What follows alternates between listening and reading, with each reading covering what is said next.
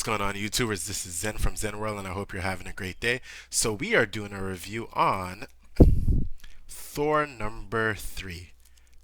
And let me just say, this book is phenomenal.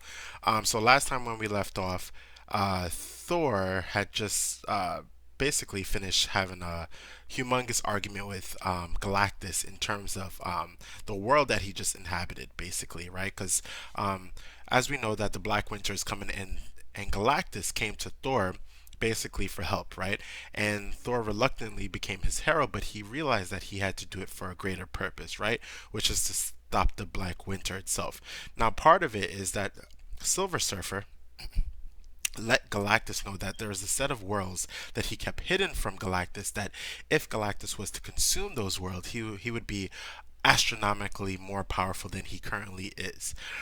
So Thor is gonna accompany Galactus on that path to go get those worlds. So the first world that he inhabited was introduced in Thor number 2. Now at the end of Thor 2, we see Beta Ray Bill, who comes into the fray, who basically is trying to save Thor, but also trying to stop Galactus.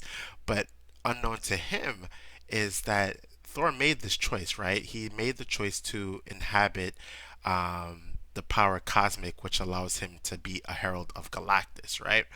So Thor swats him away, and they're fighting. They're going back and forth. The battle is just a little bit, it's handicapped, right? And the reason why it's handicapped is because Thor has the the Thor Force. He also has his normal powers, and he has the power cosmic, which allows him to be a herald, right? So Thor powers down, right? In a sense that he's not in his, I guess his galactic type of power, right? His cosmic abilities are kind of like weighing down, so that he could have an even match, or somewhat of an even match, with Beta Ray Bill. And basically, Beta Thor tells Beta Ray Bill that I made this choice, right? I made this choice for a reason. And then Beta Ray Bill's like, "You traitor," right? He's like, "You're not my brother," basically. To make such a choice to kill millions or even trillions of people does not pan out for Beta Ray Bill, right?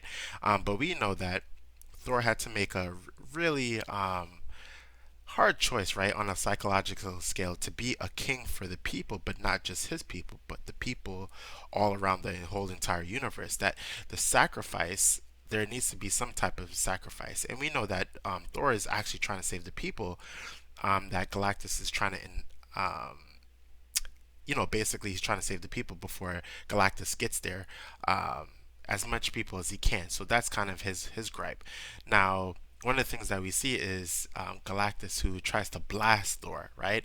And he blasts Thor because he's basically like, I gave you this power. Like, how dare you think that you could do this to Galactus? And Thor's like, don't get it twisted, basically. He said, I chose to take this power from you for a greater purpose, essentially.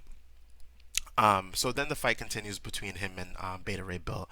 And one of the coolest things that happens is Thor throws Mjolnir, and then Beta Ray Bill, he grabs Mjolnir, and this is not something that's new. We most of us know that Beta Ray Bill was the first person to actually grab Thor's hammer, right?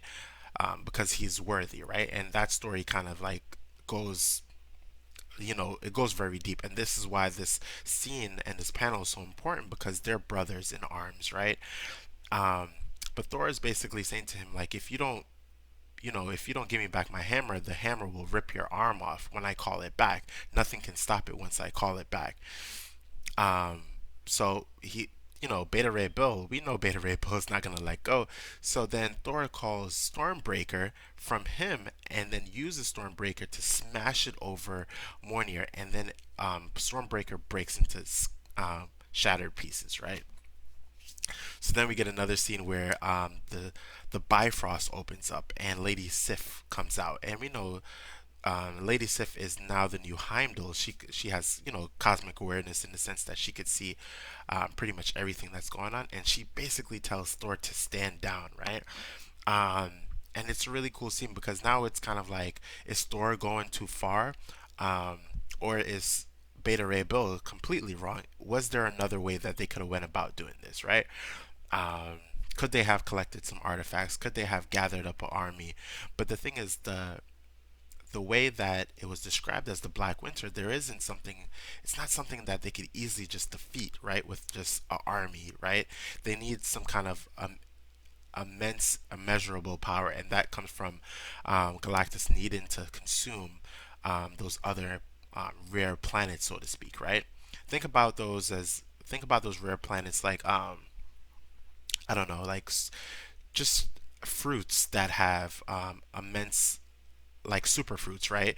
Um, it's not an apple. It's like something that's like far beyond that, has like tons of vitamin C, tons of minerals and nutrients that will only empower the body itself, right? And in this sense, for Galactus, he'll consume it and gather immense power, right?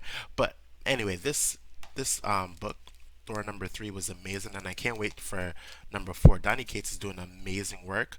Nick Klein and Matt Wilson, as a team up, the three of them are doing just amazing work. So please go out and read Thor number three, and I hope you're enjoying my content. Give me a like, subscribe, hit the notification bell, and comment your thoughts about Thor number three. This is Zen from Zen World saying peace.